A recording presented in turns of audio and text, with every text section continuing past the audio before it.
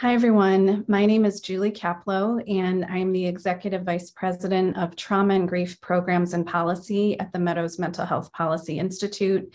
I'm also Executive Director of the Trauma and Grief Centers at the Hackett Center for Mental Health in Houston and the Children's Hospital New Orleans. And I'm a Professor of Psychiatry at Tulane University School of Medicine.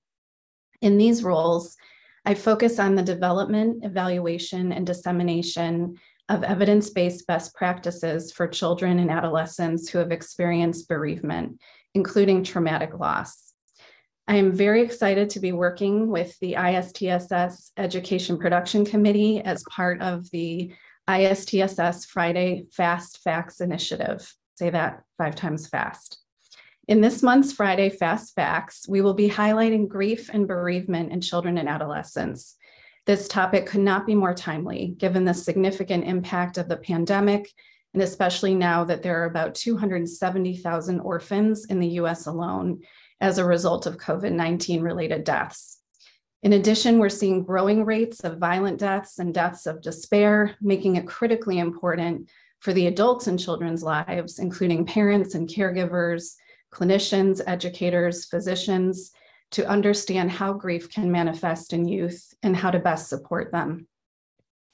I have had the great privilege of working with 2 colleagues, Drs. Christopher Lane and Bob Pinus, for a little over a decade on a theory of grief called multidimensional grief theory that helps to explain how children grieve and the specific bereavement-related challenges that many youth are likely to encounter in the aftermath of a death. One of the unique aspects of grief is that unlike other mental health issues, such as depression or PTSD, there is such thing as good grief. In other words, children can and do grieve in adaptive and healthy ways that don't necessarily require therapeutic intervention.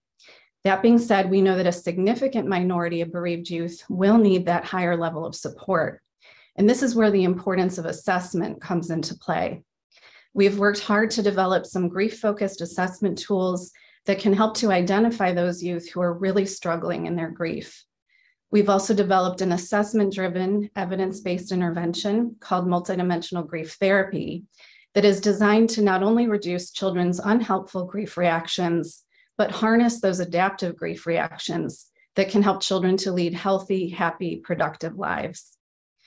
My colleagues and I have collaborated to create and share an infographic that describes multidimensional grief theory, as well as a fact sheet for providers and clinicians containing important information about childhood bereavement and grief.